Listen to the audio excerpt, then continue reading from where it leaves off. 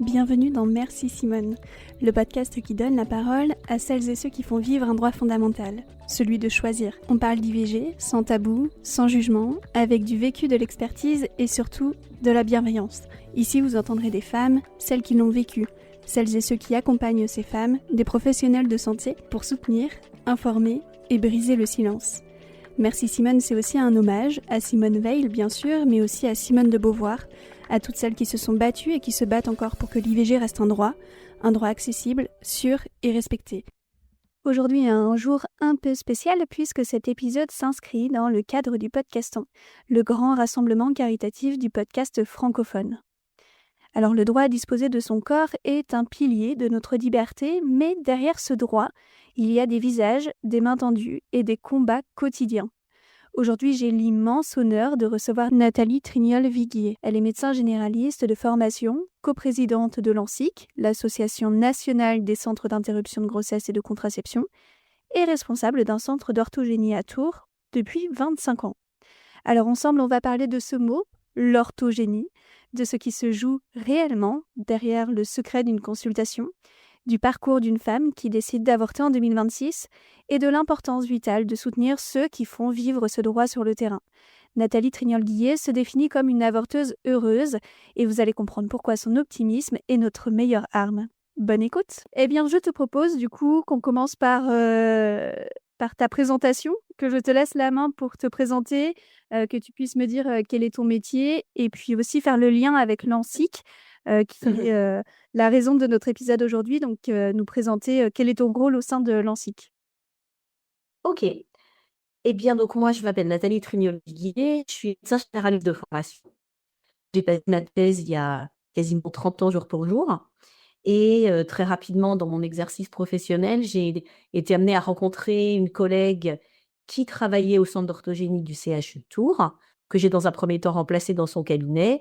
Et grâce à elle, j'ai découvert l'orthogénie directement dans le service, en venant doubler les consultations de mes collègues et ensuite en les embaucher progressivement à 30%, 60%, 70%, 80%.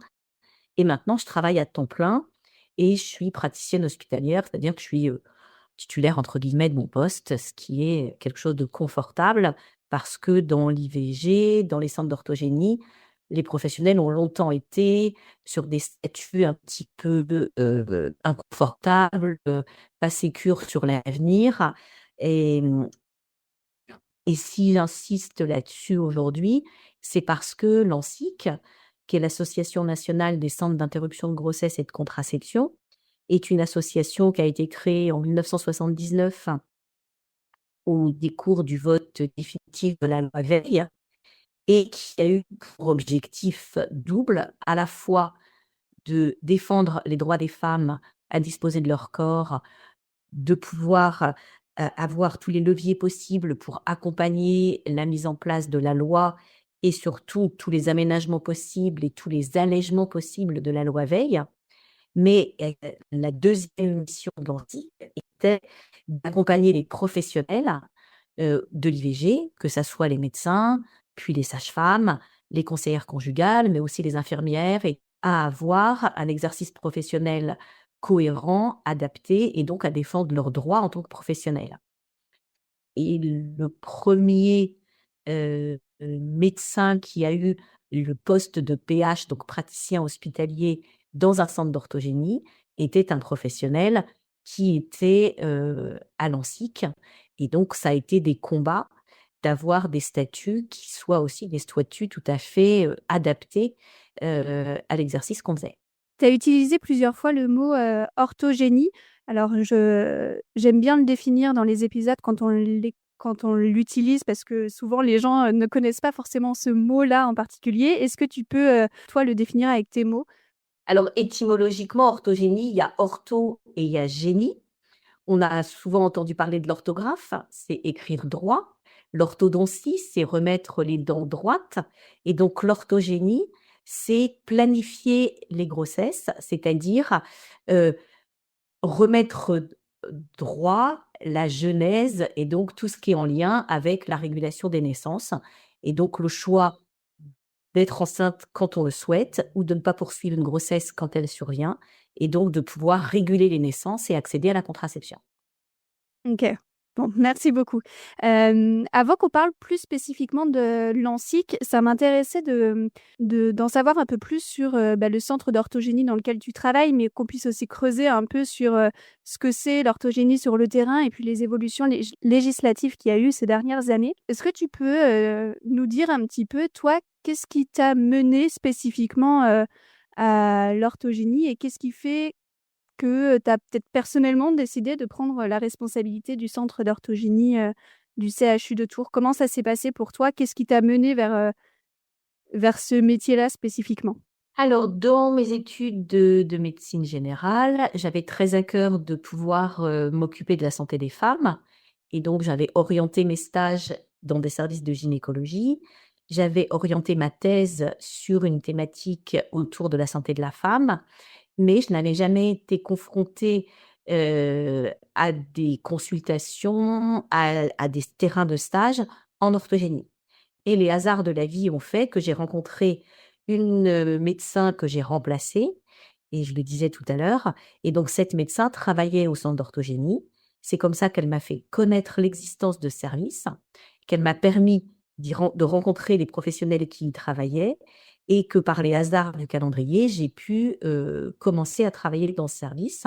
Au départ à temps très partiel, puis de Mmh. plus en plus et la particularité de notre service était que le chef de service de l'époque, déléguait pendant 2 ans une responsabilité à l'un des médecins de ce service pour être un petit peu l'interlocuteur entre lui et le reste de l'équipe et ce rôle était un rôle tournant, donc tous les 2 ans on changeait et donc quand je suis arrivée et bien assez rapidement ça a été mon tour parce que j'étais la petite dernière qui arrivait et au bout des 2 ans, moi j'ai beaucoup aimé cette fonction et au bout des 2 ans, on m'a dit: «Beh, écoute, il y a personne qui a envie, il y a personne qui est arrivé après toi. Si tu as envie de continuer, tu continues». Donc j'ai continué 1 an, puis j'ai continué 2 ans et puis, bah, ça va faire 25 ans que ça dure et donc aujourd'hui, je suis la responsable de l'unité, parce que personne n'a souhaité venir à ma place,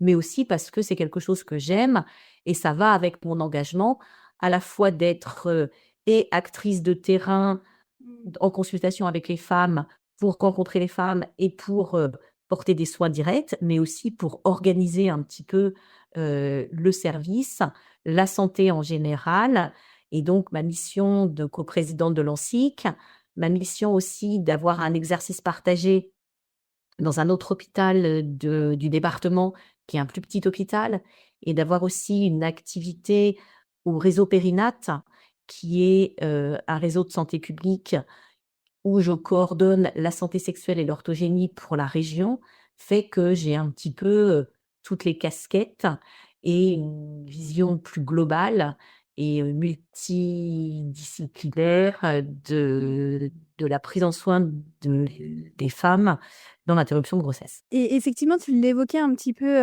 au début dans la présentation, le fait qu'au sein d'un centre, d'orthogénie, d'un service d'orthogénie, l'équipe est pluridisciplinaire et elle est composée de, beaucoup de métiers, pas forcément que, des médecins. Est-ce que tu peux, toi, parler un petit peu de l'équipe qui t'entoure? Peut-être qu'il y a des conseillères spécifiques, des infirmières, des sages-femmes? Comment elle est composée un peu cette équipe? Alors cette équipe, elle est composée de secrétaires parce que sans secrétaire, on ne peut pas travailler bien sûr. Elle est composée d'infirmières et d'aides-soignantes qui sont aussi des personnes indispensables pour accompagner les femmes dans le parcours de l'IVG.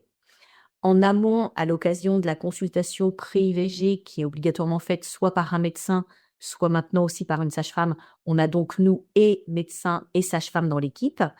Et on a les conseillères conjugales qui effectivement ont un rôle soit d'accueil et de présentation du parcours pour les femmes, soit d'entretien tel que la loi l'a décrit, entretien qui était obligatoire dans la loi Veil, qui maintenant est facultatif à l'exception des mineurs. Et donc les conseillères conjugales sont là pour accompagner les femmes dans un temps de parole, d'écoute, si elles le souhaitent, dans leur parcours, que ça soit avant ou après l'IVG. On a aussi une psychologue et on a des assistantes sociales qui sont basées géographiquement dans notre service, mais qui sont sur l'ensemble du pôle et qui sont aussi bien à la maternité que dans le centre d'orthogénie et avec lesquelles on a un travail très, très régulier parce que parmi nos patientes, certaines d'entre elles ont aussi des besoins d'accompagner leurs droits, de gestion d'un certain nombre de choses autour du social et c'est l'occasion pour ces femmes, à un moment donné de leur histoire, de pouvoir aussi, faire le point sur l'aspect social de leurs besoins. Ouais, d'être accompagnée, plus globalement et du coup, les professionnels de santé qui rejoignent, ton service, j'imagine que c'est, par choix, peut-être parfois par conviction ou en lien avec des valeurs. Est-ce que c'est difficile aujourd'hui de trouver des personnes pour rejoindre, ton service? Est-ce que, vous êtes en manque de personnel ou pas forcément et le service est complet aujourd'hui? Alors je pense qu'on est un service, peut-être différent de certains autres services qui sont en grande difficulté de recrutement.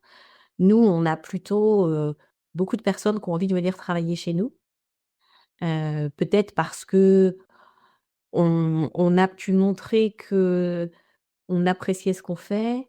Il y a une forme d'engagement des professionnels qui travaillent dans l'équipe et à chaque fois qu'on a des stagiaires, que ça soit des stagiaires sages-femmes, étudiants en médecine, étudiantes infirmières, il y a toujours, enfin pas on peut pas dire toujours, mais il y a régulièrement, des retours très positifs de la façon dont la pluridisciplinarité s'exerce dans l'équipe et on est souvent sollicité pour, venir intégrer notre équipe. Donc on a la OK. chance de ne pas manquer de professionnels, mais je sais que c'est une chance, ou simplement parce qu'on a su développer un intérêt à cette activité dans notre service, mais malheureusement, c'est pas le cas partout. Pour avoir déjà échangé avec d'autres personnes, parfois la partie orthogénie est aussi décriée, par certains médecins ou jugée pas forcément très intéressante. Toi, tu as réussi à construire avec le service et l'équipe pluridisciplinaire quelque chose peut-être aussi qui fait que comme vous travaillez ensemble, ça fait le lien avec des choses aussi parfois qui peuvent être peut-être plus intéressantes, du fait qu'il y ait ce collectif? Alors je ne sais pas si je l'ai construit, enfin je sais que je l'ai pas construit parce que je suis arrivée dans une équipe qui fonctionnait déjà très bien et j'ai essayé de faire en sorte que ça dure et Mmh. que l'esprit et l'engagement et le militantisme, de cette équipe perdurent. Tu évoquais, justement le lien avec les assistantes sociales, et les conseillères conjugales. Aujourd'hui, quelles sont les femmes qui, viennent vous voir, au centre d'orthogénie et comme tu disais que ça faisait de nombreuses années que tu y travaillais, est-ce que le profil de ces femmes a évolué ces dernières années ou pas du tout et ça reste des femmes de tous milieux qui viennent, au centre d'orthogénie? Ben oui, la sexualité, ça touche, l'ensemble des personnes. La fertilité, une grande partie des personnes et donc une femme sur 3 dans sa vie est confrontée à une interruption de grossesse et on sait depuis longtemps que, aucune femme fertile avec une sexualité exposante, donc a priori hétérosexuelle, toute femme peut être confrontée à un moment de sa vie à une grossesse qu'elle n'a pas prévue et qu'elle ne souhaitera pas poursuivre ou à une grossesse qu'elle a prévue et pour laquelle dans l'intervalle, il s'est passé des choses qui vont faire qu'elle ne va pas souhaiter conserver sa grossesse. Donc on peut être amené à voir des femmes de tous âges en âge de procréer, donc globalement de 13-14 ans à 50 ans. C'est beaucoup plus rare à 13-14 ans et à 50 ans qu'aux autres âges de la vie, sexuelle et reproductive. Mais, les tranches d'âge sont multiples et les horizons d'où viennent ces femmes sont multiples. Mais parmi ces femmes, certaines peuvent être dans une certaine précarité sociale ou dans une précarité du moment liée à la grossesse non prévue et c'est en ce sens que les assistantes sociales peuvent les accompagner dans le moment particulier de cette et peut-être pour la suite de leur histoire parce que ce qui va se dire dans ce service va peut-être résonner autrement que dans un autre service et permettre d'aller creuser un petit peu plus loin quelles sont les problématiques qu'elles rencontrent et comment on peut l'accompagner. Et justement, quand les femmes arrivent, au centre d'orthogénie, comment ça va se passer pour elles? Quel va être un peu le chemin qu'elles, vont prendre? Alors le parcours, il est un petit peu différent d'un centre à un autre parce que chacun y met un petit peu son image. Mais globalement, il y a des temps qui sont incontournables et puis il y en a qui peuvent être plus ou moins, variables d'une équipe à une autre. Chez nous, la femme, elle peut avoir rendez-vous soit en s'adressant directement par téléphone au secrétariat, soit en venant directement en présentiel rencontrer la secrétaire, soit en passant par Doctolib avec certains rendez-vous qui sont fléchés sur Doctolib. Mais le première interface, la plupart du temps, c'est qu'elle va rencontrer la conseillère conjugale pour ce qu'on appelle un accueil. Et donc l'accueil, c'est quelque chose qu'il faut différencier de l'entretien, puisque l'entretien n'est pas obligatoire. Et l'accueil, c'est globalement une personne qui va prendre du temps avec cette femme pour s'assurer qu'elle est bien enceinte, qu'elle a déjà fait ou pas les examens nécessaires, est-ce qu'elle a déjà fait ou pas l'échographie, est-ce qu'il y aura ou pas besoin d'échographie, et elle va surtout lui raconter comment va se passer son parcours ici pour un petit peu dédramatiser ce qui va se passer derrière. Et donc la suite, ça va être qu'elle va rencontrer soit un médecin, soit une sage-femme, indifféremment, puisqu'on a les mêmes champs de compétences aujourd'hui. Et ce médecin ou cette sage-femme va refaire le point avec la patiente des circonstances dans lesquelles cette grossesse est survenue, de comment elle se sent, de est-ce que c'est bien son choix. On va aussi s'intéresser à ses antécédents personnels médicaux et chirurgicaux, ses allergies, ses traitements, pour savoir s'il n'y a pas d'incompatibilité en fonction d'éventuelles pathologies ou d'éventuels traitements à la réalisation de l'IVG. Et si le terme le permet, on va lui laisser le choix entre les 4 possibilités qui sont la méthode médicamenteuse avec ou sans hospitalisation et la méthode instrumentale avec Anesthésie locale ou avec anesthésie générale. On va pouvoir aussi évoquer avec elle un certain nombre de questions autour de son intimité personnelle et psychosociale, s'assurer qu'elle n'est pas sous l'emprise de quelqu'un pour faire son choix, que le rapport pour lequel elle a eu une grossesse était un rapport consenti, qu'elle n'est pas victime de violence sous quelque forme que ce soit, ou qu'elle n'ait pas déjà été victime de violence, parce que ça peut être la seule fois que cette question va lui être posée, et même s'il n'y a pas de lien direct avec sa venue, elle peut savoir que cette question peut être posée et qu'elle pourra en reparler à un autre moment. Et à l'issue de tout ça, si la femme est en accord, enfin si elle formule une demande d'interruption de grossesse, eh bien, on va pouvoir organiser l'interruption de grossesse. Immédiatement, si c'est son choix et qu'elle choisit une IVG médicamenteuse, par exemple, elle peut repartir avec les médicaments à prendre à domicile et on va lui expliquer comment ça va se passer. Elle peut être revue 1 fois, 2 fois, 3 fois, 10 fois si elle a besoin d'être revue 1 fois, 2 fois, 3 fois, 10 fois, parce qu'on va lui laisser la liberté d'être décisionnaire de son choix et il n'y a plus de délai de réflexion. Ce qui veut dire que le temps entre le moment où elle découvre la grossesse et 16 semaines d'aménorrhée, qui est la date limite pour avorter, c'est le temps qu'elle a pour faire le choix de nous dire: «Je veux la faire aujourd'hui, demain ou dans 15 jours ou dans 3 semaines» ou vous revoir en fonction des circonstances. Ça, c'est vrai que c'est hyper important de le préciser juste sur la partie, il y a plus de délai de réflexion et donc de savoir qu'on peut repartir si on choisit, l'IVG médicamenteuse, on peut repartir directement avec le médicament. Alors c'est pas pratiqué comme ça dans tous les centres et parfois il y a certains centres qui préfèrent revoir une deuxième fois, mais légalement aujourd'hui, c'est possible de repartir le jour même avec le médicament à prendre. Tout à fait. Et si la femme choisit plutôt une IVG instrumentale, on va lui laisser le choix entre l'anesthésie locale et l'anesthésie générale. Et si elle choisit une anesthésie locale, on a des délais de rendez-vous pour l'anesthésie locale qui sont souvent beaucoup plus rapides que pour l'anesthésie générale, ne serait-ce que parce que pour une anesthésie générale, il faut rencontrer un anesthésiste et que d'un point de vue législatif, il y a 48 heures entre la consultation d'anesthésie et tout geste en lien avec une anesthésie, que ça soit une IVG ou autre chose. Donc c'est pas une histoire de délai de réflexion par rapport à l'IVG, c'est une histoire en lien avec la constatation d'anesthésie et le choix de l'anesthésie générale. Mais si par contre elle souhaite une anesthésie locale, dans de rares situations, on pourrait même la faire le jour même. C'est rare quand ça se produit, mais si c'est le souhait de la patiente, si on a de la place, si l'horaire le permet, pourquoi dire non? Mais c'est rare que toutes les circonstances soient réunies en même temps et donc on va être amené à faire l'interruption de grossesse peut-être le lendemain, peut-être le surlendemain, peut-être 5 jours après, peut-être 3 semaines après, en fonction de ses choix aussi à elle et de nos disponibilités de service. Mais Ouais. quelquefois, on dit à la patiente: «Bah, écoutez, j'ai de la place demain» et elle va dire: «Ah, mais c'est beaucoup trop tôt».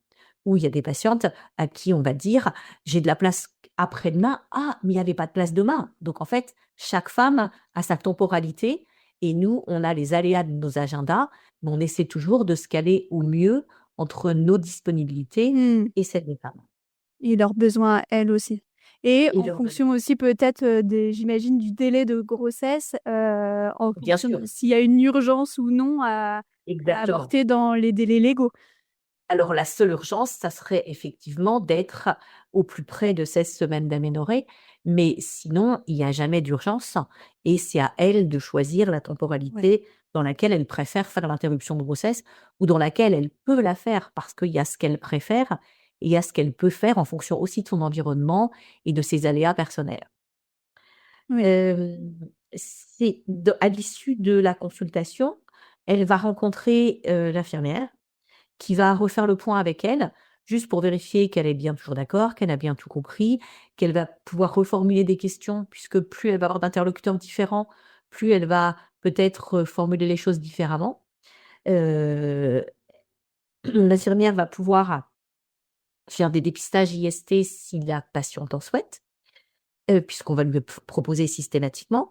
Elle va pouvoir, lui faire, un bilan sanguin, en vue de l'IVG dans quelques circonstances où il y a besoin de bilans spécifiques, mais c'est loin d'être systématique et elle sera là, l'infirmière, le jour de l'IVG sous anesthésie locale.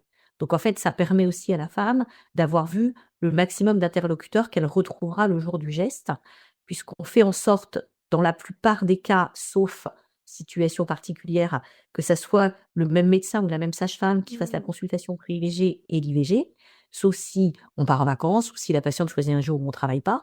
Mais sinon, on fait en sorte qu'il y ait une forme de continuité et nos infirmières, eh bien, sont, régulièrement là dans le service et donc il n'est pas exceptionnel que la femme revoie les mêmes professionnels le jour de l'intervention. Ça nous permet de se sentir en confiance avec des gens qu'elle connaît.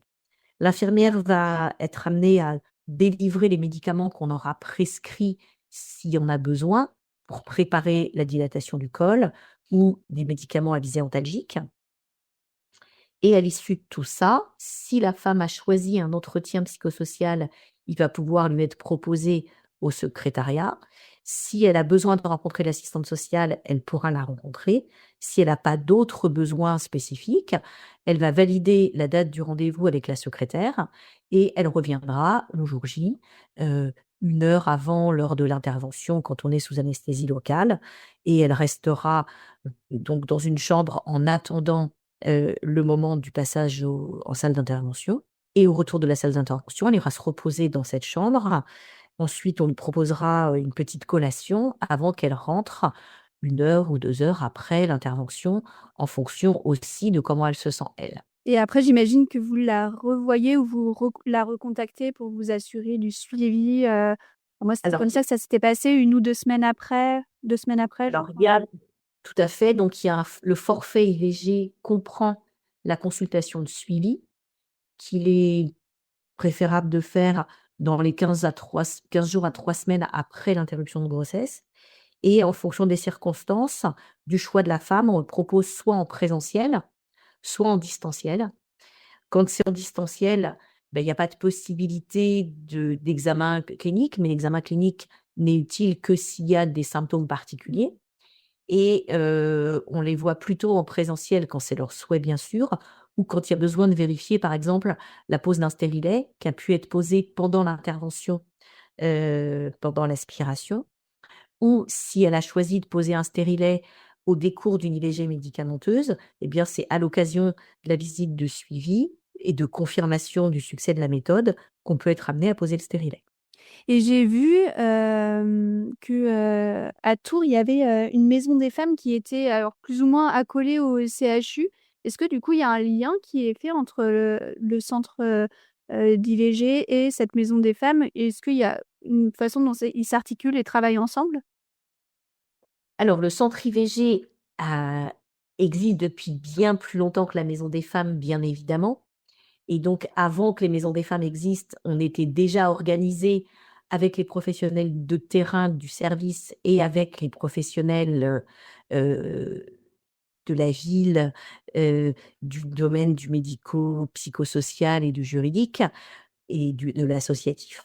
Donc, on avait l'habitude de recevoir des femmes qui pouvaient être confrontées à de la violence et qui pouvaient être accompagnées dans nos services. L'arrivée de la Maison des femmes nous a permis d'avoir un deuxième site sur le même établissement qui permettent d'accueillir ces femmes.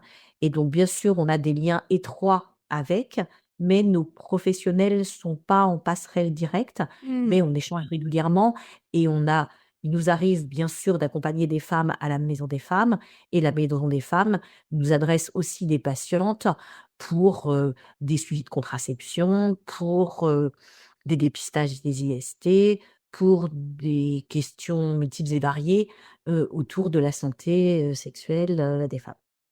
OK.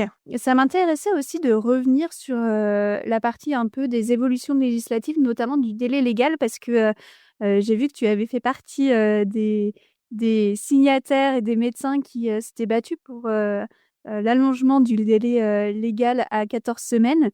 Alors c'était 2016, c'est ça? À peu près, Non, je c'est crois? 2022.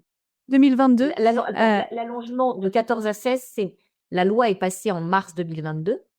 Ouais, Mais les débats étaient un petit peu antérieurs, 2020-2021, je pense. ouais, OK. Donc c'est assez, récent finalement, qu'on est passé à 7 semaines d'aménorrhée. Hem, Qu'est-ce que pour toi ça change concrètement en pratique? Et pourquoi c'était important, de se battre pour l'allongement de ce délai-là? Pour le coup, reste encore un peu, court par rapport à nos voisins où on sait qu'eux, ils sont, plus, ils ont des délais légaux, plus élevés. Pourquoi c'était important pour toi de te battre pour ça et qu'est-ce que ça va changer concrètement dans votre pratique? Alors, ce que ça change concrètement dans notre pratique, c'est énorme. C'est que ça permet aux femmes d'avoir 2 semaines de plus pour réfléchir si elles en ont besoin. Ça laisse 2 semaines de plus aux femmes pour découvrir leur grossesse si elles n'ont pas pu la découvrir plus tôt. Et donc, ça ne peut qu'être positif puisque c'est un frein de moins à la possibilité pour les femmes de choisir de poursuivre ou non leur grossesse. Donc bien sûr que pour moi, c'était une évidence que s'il y avait cette ouverture, législative, il fallait s'en saisir et si les propositions législatives avaient été à 18 semaines ou à 20 ou à 22 ou à 24, je me serais battue de la même façon puisque pour moi, qui mieux que la femme peut savoir, ce qui est bien pour elle autour de sa grossesse et donc en quoi, en tant que médecin, je serais en capacité de dire à une femme, heu: «C'est un mauvais choix, c'est trop tard pour vous», si c'est sa temporalité à elle. Sauf qu'on est malheureusement obligé d'appliquer la loi et donc on ne peut aujourd'hui réaliser les IVG que jusqu'à 16 semaines d'aménorrhée. Ce que tu veux dire par là, du coup, c'est que, au niveau médical, il n'y aurait rien qui empêcherait de faire l'avortement d'une femme qui est enceinte de, 24 semaines comme ça se fait dans d'autres pays. En tout cas, il y a pas de risque médical pour une femme. Je pense que les femmes qui sont nées en France ou qui vivent en France sont pas très différentes des femmes qui sont nées ailleurs qu'en France ou qui vivent ailleurs qu'en France. Et en tant que médecin, si les médecins sont capables d'avoir appris cette technique et de savoir la faire dans certains pays du monde, pourquoi est-ce que les médecins français ne seraient pas capables d'acquérir cette pratique? Et petite pause rapide, j'espère que l'épisode vous plaît autant que j'ai aimé le préparer. Et si c'est le cas, prenez juste 2 secondes pour vous abonner à ce podcast sur votre plateforme d'écoute préférée et éventuellement mettre 5 étoiles si le cœur vous en dit. Mais surtout, partagez cet épisode avec quelqu'un qui pourrait être intéressé. C'est la meilleure façon de m'aider à faire grandir cette communauté. Et si vous voulez aller encore plus loin, venez me rejoindre sur Instagram, merci.simone.podcast. Je vous laisse tout de suite avec la suite de l'épisode. Voilà, ça me paraît Effectivement. être une évidence. Et est-ce que toi, du coup, tu as vu, des changements, sur ta pratique en termes de bilan depuis cette réforme? Finalement, de rendre compte que, ça a permis quand même, d'être pour beaucoup de femmes, d'avorter, de pas forcément être obligé d'aller à l'étranger parce que la réalité, c'est ça aussi. Et j'avais vu que tu évoquais, avant cette réforme-là, qu'il y avait encore des avortements clandestins qui se faisaient en France. Est-ce que tu sais si c'est Depuis encore des choses qui se finalement, pratiquent? il y a 50 ans. Ouais. Euh, et je désespère pas qu'on continue à alléger la loi et à faciliter l'accès à toutes les femmes qui en ont besoin. À chaque fois que je rencontre une femme qui a dépassé le délai et qui va se rendre à l'étranger, je me dis qu'on est vraiment très hypocrite Mmh. de lui dire: «Allez le faire ailleurs, c'est possible, rassurez-vous, ça va bien se passer». Nous, c'est pas qu'on sait pas faire, c'est qu'on n'a pas le droit de faire. Je trouve ça assez difficile. Ouais.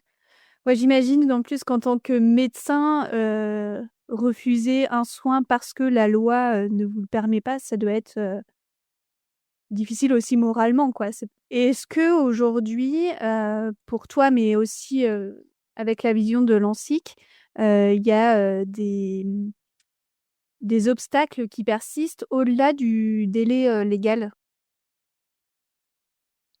Alors oui, il y a énormément d'obstacles qui persistent au-delà du délai légal. Il y a, même s'il y a eu un allègement des modalités de réalisation, il y a encore des lourdeurs administratives, des lourdeurs, organisationnelles, mais il y a surtout une, hétérogénéité d'accès à l'IVG sur le territoire, avec des endroits dans lesquels il y a peu de professionnels qui Mmh. font des IVG, dans des endroits qui sont assez éloignés géographiquement des hôpitaux, qui font qu'il y a des femmes qui sont amenées à faire des dizaines, voire des centaines de kilomètres pour pouvoir être reçues dans un endroit où elles vont pouvoir faire une interruption de grossesse.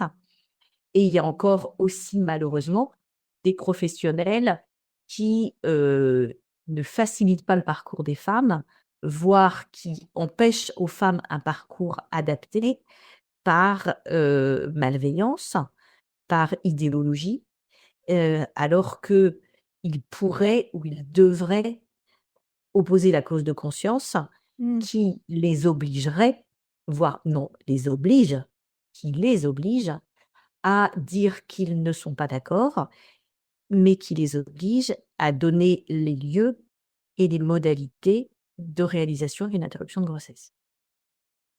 Ça, c'est hyper important ce que tu dis pour, des auditrices qui nous appelleraient et à qui nous écouteraient et à qui ça pourrait arriver. C'est que s'ils tombent sur un professionnel de santé, malveillant au sujet de l'IVG, effectivement, il faut savoir qu'ils ont la possibilité de ne pas, souhaiter réaliser, un acte d'IVG, mais par contre, ils sont dans l'obligation de donner le nom ou le contact d'une personne qui serait en mesure de le faire. C'est Complètement. ce que prévoit en tout cas, la loi. La loi. Et tu parlais un petit peu justement des femmes qui devaient faire énormément de route pour pouvoir avorter. Quelle est la situation? Alors peut-être que toi tu connais plus la situation en centre, Val-de-Loire et est-ce que du coup, vous, vous êtes touchés particulièrement dans ta région? Et est-ce que tu sais, s'il y a des régions qui sont plus touchées que d'autres au niveau de l'ANSSIC? Est-ce que c'est des choses que vous suivez? Et qu'est-ce qu'il est possible de faire?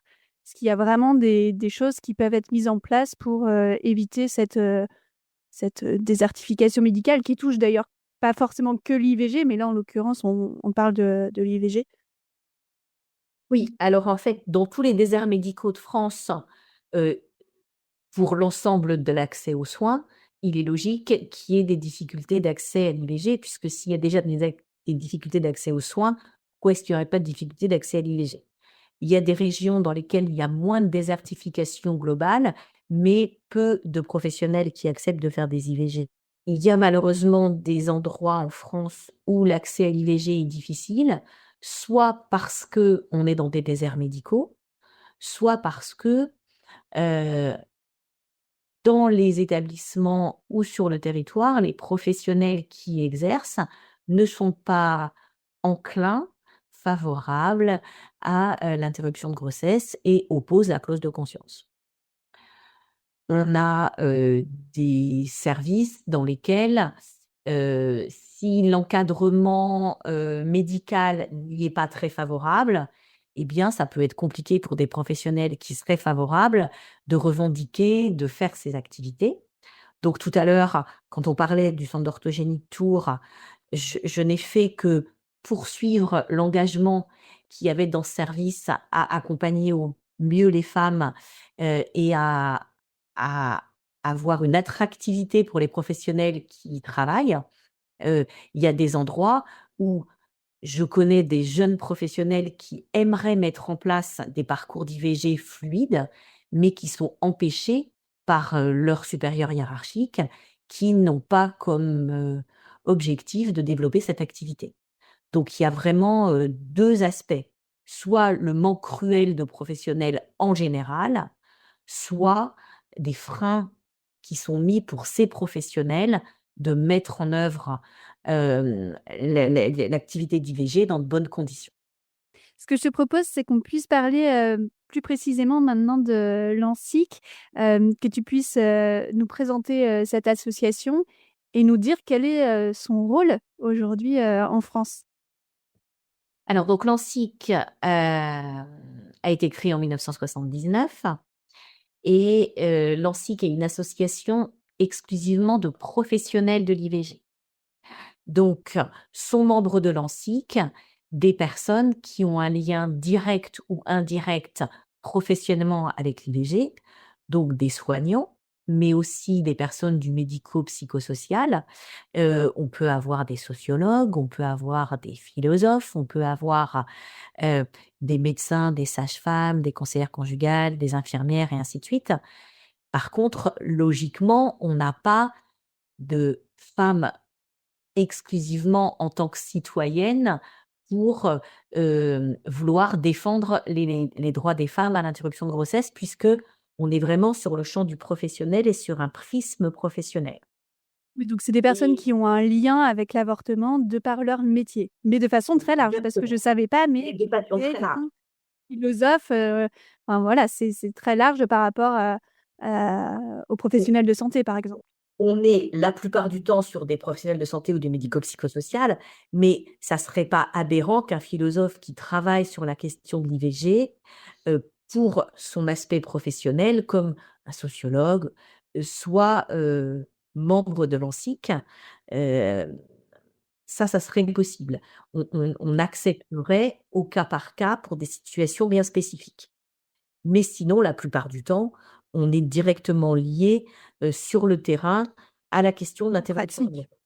grossesse. OK. L'intérêt justement de cette association qui se différencie des autres associations comme le planning familial, c'est justement la valence de défendre les professionnels de santé pour que les professionnels de santé puissent continuer à travailler dans de bonnes conditions pour accompagner les femmes dans l'interruption de grossesse. Et donc pour défendre leur statut, pour défendre leur diplôme, pour défendre la façon de les qualifier et on pourrait dire que notre association, puisque tout à l'heure tu as parlé de l'ANSFO, l'ANSFO, c'est un peu une émanation de l'ANSIC puisque avant que les sages-femmes aient le droit de faire des interruptions de grossesse, on avait des sages-femmes dans notre association. Aujourd'hui, on Ah a oui, OK. encore des sages-femmes dans notre association, mais la spécificité de l'entrée des sages-femmes dans l'IVG en 2016 a fait qu'il y a une association de sages-femmes qui s'est constituée et donc c'est pas toutes les sages-femmes, c'est les sages-femmes orthogénistes et cette association n'est aussi qu'une association de professionnels. Oui, c'est en L'ANSI quelque sorte la petite sœur du coup de l'ANSIC. J'imagine que les e sages-femmes qui sont aujourd'hui dans exactement. l'ANSPO faisaient partie ou font encore partie de Tout à l'ANSIC. fait. Tout à fait et donc on entretient des liens très étroits avec elles. Au même titre qu'on entretient des liens très étroits avec des associations militantes féministes qui ne sont pas des associations de professionnels, comme le planning familial, comme la CADAC, comme le collectif Avortement les femmes décident, d Avortement Europe les femmes décident, dont on fait partie aussi. Voilà, donc on a des interfaces avec des non professionnels de santé mais notre association n'est faite que de professionnels de santé et on est très actif, sur tous les champs autour de la contraception et de l'interruption de grossesse et il n'y a pas un texte de loi pour lequel, depuis que la loi Veil est passée, puisque celle-là, on n'existait pas encore, pour lequel on n'ait pas été consulté pour justement notre expertise professionnelle de terrain et notre regard sur la place de l'interruption de grossesse. Donc, on a été de toutes les évolutions législatives qu'on a aidé à avancer, qu'on aurait quelquefois préféré faire avancer plus vite ou avec encore plus de souplesse. Et on a été à chaque fois interrogé, auditionné, aussi bien au Sénat qu'à l'Assemblée nationale. euh, par exemple, pour la dernière loi, moi, j'avais été auditionnée au Conseil consultatif national d'éthique. J'ai eu la chance d'être invitée aussi le jour du vote de l'entrée de l'IVG dans la Constitution.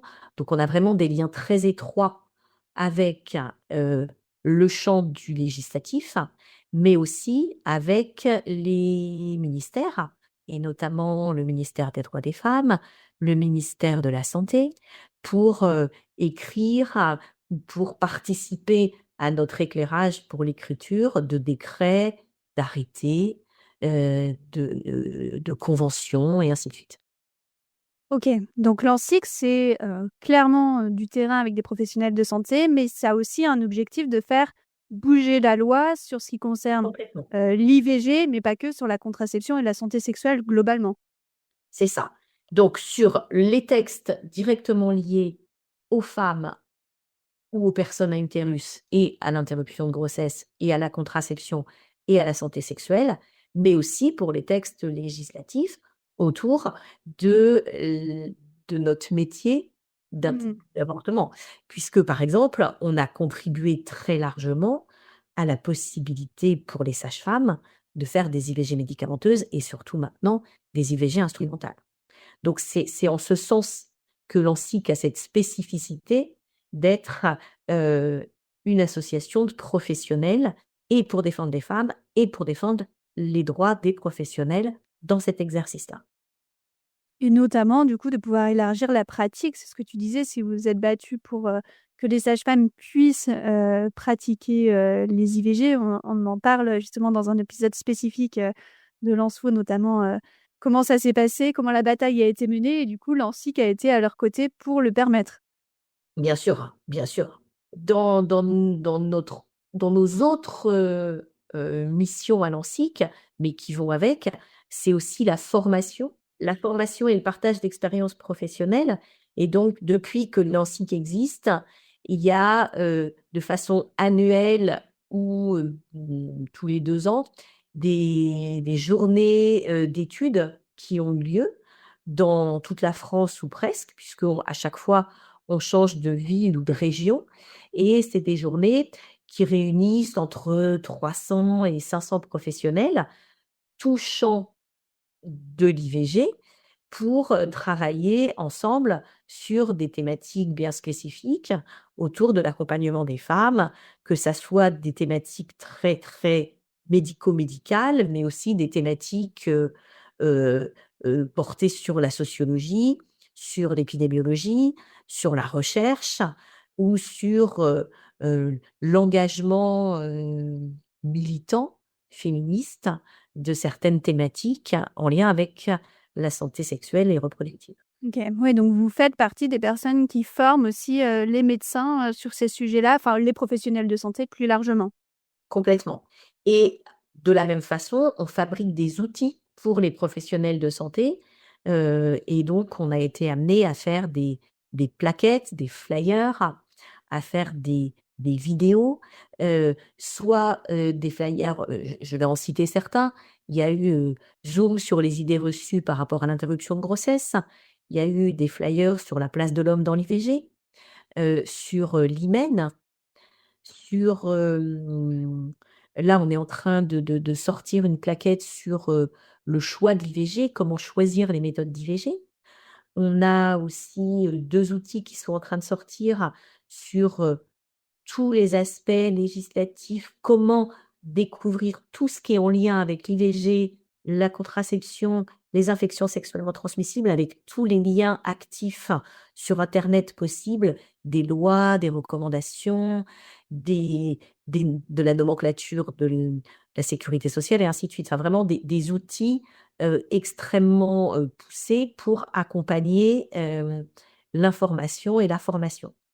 Et on C'est à a destination des professionnels de santé uniquement ou c'est alors, des ça documents qui dépend. peuvent être mis à disposition Donc, de certains tous? documents sont plutôt à destination des professionnels, mais la plupart sont plutôt à destination des femmes. Et on a aussi fait des petites vidéos d'1 minute 30 chacune, qui étaient destinées à faire de l'information à la vie affective, relationnelle et sexuelle dans les établissements scolaires. Et donc, c'était des outils pédagogiques pour aider les conseillères conjugales ou les professionnels de l'éducation nationale à communiquer en classe autour de la question d'avortement, de la contraception et autres. Moi, j'essaierai de les trouver pour les partager du coup aux auditeurs et auditrices qui éventuellement seraient intéressés. Mais ça m'intéressait effectivement de parler de formation parce que moi, je me pose à chaque fois la question de savoir si c'est évoqué lors de la formation des médecins, des sages-femmes, des gynécologues, enfin de tous les professionnels de santé qui peuvent tourner un peu autour de l'IVG, de l'avortement, de savoir si c'est des choses qui sont étudiées, évoquées pendant leur parcours de formation ou pas? Et du coup, quelle est la place à ce moment-là des associations comme l'ANSIC qui fait ces formations-là parce que c'est pas forcément étudié lors du parcours initial de formation? Alors effectivement, dans la formation initiale, en tout cas des médecins, la place de l'IVG est extrêmement limitée, ce qui est très regrettable, puisqu'une fois de plus, c'est une femme sur 3 dans sa vie. Et donc c'est aussi énormément d'hommes dans leur vie qui ont été confrontés à des grossesses qu'ils ont, auxquelles ils ont participé et pour lesquelles ils ont ou pas été au courant de la poursuite ou non, de cette grossesse et du choix qu'a pu faire la femme.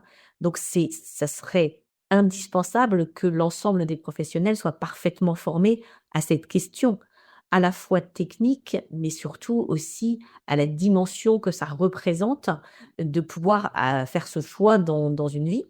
Dans les études de sage-femme, c'est de plus en plus présent. Dans les études d'infirmière, par exemple, on intervient pour, certaines heures de cours, mais malheureusement, un nombre non négligeable de professionnels qui ne se sont pas sentis investis de ce sujet au moment de leurs études, dans leur parcours initial, ont des connaissances extrêmement limitées. Et du coup, on fait de plus en plus de formations, complémentaires avec des diplômes universitaires notamment et je participe depuis des années à l'organisation avec Sophie Gaudu du DU de régulation des naissances à Paris, qui a fêté ses 20 ans, l'été dernier. Donc 20 années de formation de 20 à 30 personnes par an et on n'est pas le seul DU, même si c'était le DU, fondateur. Et il y a de plus en plus maintenant de formations ponctuelles ou moins ponctuelles, à l'IVG qui permettent à tous les professionnels qui souhaitent se saisir d'une formation, d'en trouver une. OK. Ouais, mais du coup, c'est pas «inné» entre guillemets. Enfin, je trouve ça fou que pour un acte médical comme l'IVG qui effectivement, comme tu le répètes régulièrement là pendant cet épisode, touche une femme sur 3, ne soit pas quelque chose qui de fait, fasse partie, d'un peu un «tronc commun» entre guillemets, que ce soit, pour les sages-femmes, les infirmières, les médecins, peu importe, que ce soit quelque chose qui soit vu, qui soit étudié, qui soit connu, étant donné que ça touche quand même une femme sur 3 quoi et de fait, du coup, autant d'hommes. Enfin, je trouve ça dingue, comme, constat. Est-ce que c'est des choses, du coup, pour lesquelles, l'ANSSIC essaye de faire bouger les choses aussi à ce niveau-là, de se dire, de se battre pour que, il y ait, une formation un peu en tronc commun qui soit faite sur ces sujets-là, en médecine notamment? Alors l'ANSSIC a peu d'impact sur, comment dire? La formation initiale des études de médecine. Mais si on regarde les items du concours de l'internat en médecine, il y a un certain nombre d'items qui concernent l'interruption volontaire de grossesse. Donc oui, ça fait partie théoriquement du cursus initial. Maintenant, est-ce que c'est suffisamment développé dans le cursus initial? Je pense que non. Et la question est toujours qui fait les cours et comment cet enseignement est proposé. Alors, à Tours, on va dire que je sais qui fait les cours puisque c'est notre équipe. Mais malheureusement, on sait aussi que les étudiants en médecine sont assez peu présents dans les amphithéâtres en présentiel sur les cours et ont plutôt tendance, pour certains d'entre eux, certaines d'entre elles, à apprendre leurs cours sur les référentiels avec des questions extrêmement ciblées, alors que l'intérêt d'un cours fait par des professionnels dont c'est le métier, avec l'engagement que ça représente, permet aussi d'élever un petit peu le débat et de réfléchir à la dimension que représente pour une femme d'être enceinte d'une grossesse qu'elle ne souhaite pas poursuivre, au-delà de la technicité de comment on réalise l'acte. Oui, au-delà de spécifiquement médicalement comment ça va se passer, aussi de pouvoir parler de enfin, j'imagine que toi et ton équipe avec, l'expérience que vous avez maintenant, vous avez bien plus à raconter que juste l'acte en soi, comment ça se passe, mais tout Exactement. le parcours de la femme qui vient de A à Z, quoi. Au niveau de l'ANSSIC, j'ai vu qu'il y avait un petit bilan qui était partagé, sur votre site. Est-ce que tu peux nous parler justement de ce qui a été fait en 2025, grâce à cette association, ce qui a pu être mis en place, ce pourquoi, vous vous êtes battus, à quoi vous avez, participé, tout au long de l'année dernière? Et puis, ce qui vous anime pour 2026 au sein de l'ANSSIC, quels va être, les combats que vous allez continuer de mener? Alors l'ANSSIC, cette année, a fêté, comme d'autres associations et comme nos tutelles, le 50e anniversaire de la loi Veil et donc le 17 janvier, je faisais partie des personnes qui représentaient l'ANSSIC au ministère pour une journée de travail, autour de la loi et de ses évolutions. On a aussi dignement fêté cet anniversaire le soir même, dans les locaux de la MGEN avec le collectif, Avortement Europe Les Femmes Décident et où il y a eu pendant plus de 4 heures des retours d'expériences de toutes ces personnes qui se sont battues bien avant la loi, depuis qu'elle existe et jusqu'à aujourd'hui pour la faire vivre et la faire évoluer. Et nous avions la chance ce soir-là d'avoir le professeur, Beaulieu qui, est le professeur qui a découvert, la molécule de l'IVG médicamenteuse, le RU 486, qu'aujourd'hui on appelle Nifégine, qui avait 98 ans et pour qui ça a dû être une des dernières apparitions publiques puisqu'il est décédé quelques mois après. Donc ça a été des événements extrêmement forts de pouvoir commémorer ce 50e anniversaire et de voir tout le chemin qu'on a parcouru depuis, mais de voir aussi tout le chemin qui reste à parcourir, pour que et tout ce qu'on a parcouru perdure et s'améliore. On a cette année, mis en place 3 événements, nouveaux par rapport à d'habitude, c'est de faire des webinaires pour les professionnels de santé sur, l'accompagnement des grossesses très précoces, donc les femmes qui découvrent leur grossesse très précocement et pour lesquelles on peut, pratiquer l'interruption de grossesse sans même quelquefois avoir déjà l'échographie ou avec, une échographie qui ne permettrait pas encore de voir la grossesse. On a fait aussi un webinaire sur l'autre extrême, c'est-à-dire l'accompagnement et la prise en soin des femmes entre 14 et 16 semaines d'aménorrhée depuis l'allongement de la loi. On a, finalisé les documents dont je parlais tout à l'heure autour du choix de la méthode d'IVG qui vont sortir là dans quelques semaines, et autour de tout ce qu'on peut découvrir et savoir sur la contraception, sur l'IVG et sur les IST. Donc on a vraiment eu une année extrêmement productive Ouais, et extrêmement c'est ce que riche. j'allais dire.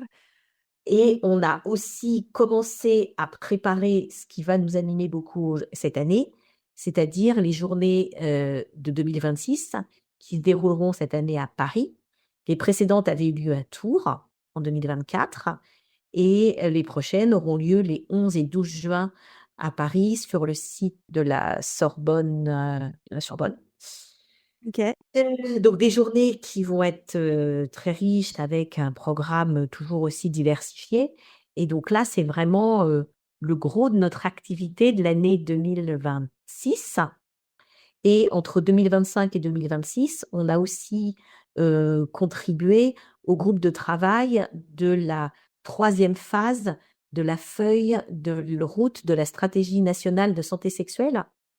Et donc avec d'autres associations, le ministère, différents représentants de tous les professionnels du soin, on œuvre et on a œuvré à l'écriture, pour nous, essentiellement, de la dimension reproductive et sexuelle, et donc IVG, contraception, IST, mais énormément de champs étaient développés pour écrire cette dernière feuille de route de la stratégie nationale de santé sexuelle, qui va jusqu'en 2030. Ok. Et dans laquelle on peut retrouver quoi, par exemple? Ce sont des actions, des préventions, des sensibilisations sur ces sujets-là? Alors c'est tout ça, et donc on y a mis tout ce qui nous semble aujourd'hui important de faire bouger, aussi bien d'alléger la loi que de rendre l'accès à des contraceptions plus faciles, à des accès aussi gratuits, en tout cas pris en soin sans avance de frais, de plus en plus de possibles.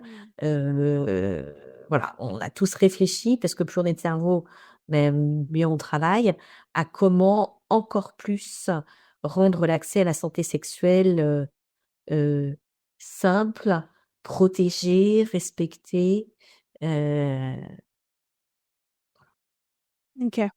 Et je voyais aussi que, sur votre site, vous parliez de recherches, en cours, que ce soit sur l'IVG ou la contraception. Est-ce que du coup, parmi, l'ANSSIC, il y a des professionnels de santé qui justement travaillent en recherche? on n'a aucun lien avec l'industrie pharmaceutique, on est totalement indépendant, heu et donc on ne fait pas de recherche médicamenteuse. OK. Mais on fait de la recherche autour de l'interruption de grossesse, et donc on participe à des travaux de thèse, on participe Des à travaux l'élaboration sociologiques ou, de stratégies autour de l'accompagnement, mais OK. on n'est pas dans la recherche de OK. laboratoire. Voilà, on C'est est de la recherche plutôt sociologique ou de la recherche, sociologique ou médicale autour de la place de l'interruption de grossesse dans la vie des femmes, dans la société. Et, heu et on a aussi effectivement la Valence contraception masculine, où des professionnels de notre association sont très intéressés à ça et contribuent à la réflexion autour de la place de l'homme dans la Mmh. contraception et la place de la contraception masculine dans la contraception en général. Alors, comment des professionnels de santé qui écouteraient cet épisode, peuvent rejoindre, l'ANSSIC? Et comment ou pourquoi soutenir, l'ANSSIC, et comment, peut-être financièrement ou autrement, en termes de compétences, on peut, soutenir l'ANSSIC? Alors, on peut soutenir l'ANSSIC en adhérant, quand on est professionnel de l'IVG, via Hello Asso. Ouais. Donc ça, c'est évidemment une possibilité. Ensuite, il peut y avoir des dons qui sont faits à l'ANSSIC, évidemment. Et puis on peut aussi rejoindre l'ANSSIC pour être force vive, pour aider à tout ce dont on va parler. Parce qu'évidemment, on est des professionnels de santé, on a des journées bien remplies, on a des soirées bien remplies pour préparer tout ça, et plus on est de force vive, mieux c'est. Et pour que l'ANSSIC puisse continuer à exister, il faut qu'il y ait une relève qui se fasse de jeunes professionnels de santé, de jeunes professionnels impliqués dans l'IVG, parce que le «canal historique» entre guillemets de l'ANSSIC, ça a été les premiers militants de l'avant loi Veil, du début de la loi.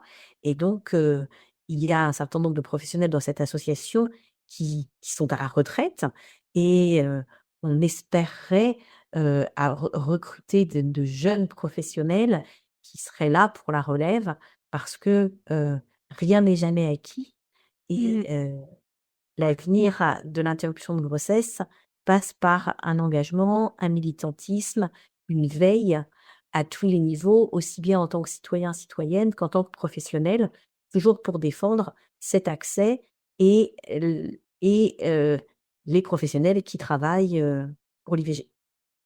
Et tu parlais de force vive et moi j'imagine, le travail aussi que ça représente, rien que la réalisation des supports, des flyers, est-ce que ça c'est réalisé en interne ou est-ce que, vous recherchez aussi éventuellement des personnes qui ont des compétences en communication qui pourraient aider l'Anssi sur ces, documents, mis à disposition, gratuitement sur vos sites ou lors des formations? Alors pour l'instant, on a toujours travaillé plutôt en interne et on OK. a fait appel quand même effectivement à d'autres forces vives, qu'on a plutôt rémunérées, pour le travail qu'elles ont fait. Certaines l'ont fait bénévolement bien sûr, mais tout ce qui est produit par l'ANSSIC, vient d'ANSSIC. OK. Bah, peut-être pour terminer cet épisode, je te poserai une dernière question, c'est, qu'est-ce que toi tu dirais à une femme qui, a peur ou qui hésite, à franchir les portes d'un centre d'IVG parce que c'est pas toujours, facile? Qu'est-ce que toi tu aurais envie de lui dire? J'aurais envie de dire que, la porte est ouverte et qu'on est là pour les accueillir, on est là pour les écouter et on n'est évidemment pas là pour les juger puisque, c'est leur histoire, et notre rôle est de les accompagner dans ce moment qu'elles vivent, en espérant que notre accompagnement leur permettra de le vivre dans les meilleures conditions et qu'elles ont le droit de douter, qu'elles ont le droit d'être, extrêmement sûres d'elles, qu'elles ont le droit de prendre du temps, qu'elles ont le droit de vouloir se dépêcher, que c'est leur histoire, elle leur appartient et nous, on est juste là pour que ce passage se fasse dans les conditions les plus simples pour elles. Dans la sécurité et dans le respect de la législation puisque ça fait partie, évidemment de nos engagements.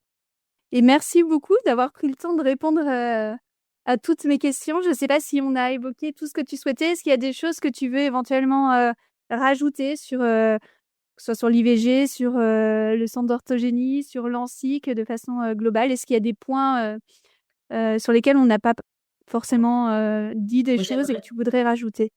je voudrais juste, dire que, comme d'autres l'ont dit avant moi, c'est pas une citation qui m'appartient, mais j'aime bien la redire, que je suis une avorteuse heureuse. C'est-à-dire que je suis, fière de ce que je fais, que j'espère que j'apporte aux femmes ce que j'ai envie de leur apporter et je suis heureuse de faire ce travail que tant d'autres dénigrent, alors que c'est un travail extraordinaire, que c'est un partage d'histoire, d'intimité, de simplicité et que, c'est ça qui me rend heureuse dans l'exercice de mon travail. C'est hyper important parce que ça l'avortement, de fait, maintenant je le vois depuis que j'en parle depuis 6 mois, c'est quand même quelque chose qui est souvent, dénigrée.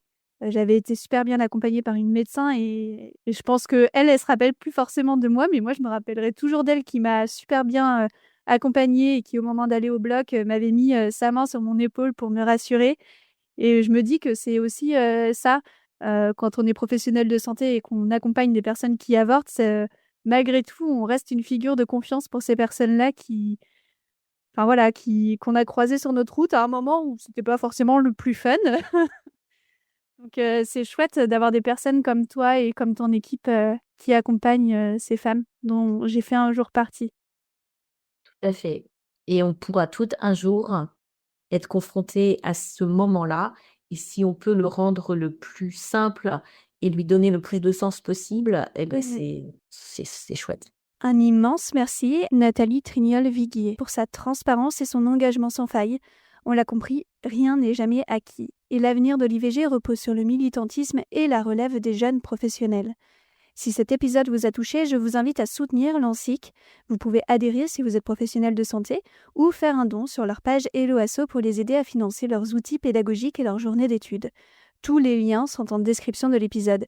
Et n'oubliez pas que durant toute cette semaine du Podcaston, vous pouvez découvrir d'autres engagements associatifs sur le site podcaston.org. Si cet épisode vous a touché, n'hésitez pas à le partager, à en parler autour de vous ou à me laisser un message. Je vous invite aussi à vous abonner sur votre plateforme de podcast favorite, à mettre 5 étoiles, ça aide au référencement et à la visibilité du podcast. Si vous souhaitez avoir plus de contenu, vous pouvez vous abonner à ma page Instagram merci.simone.podcast.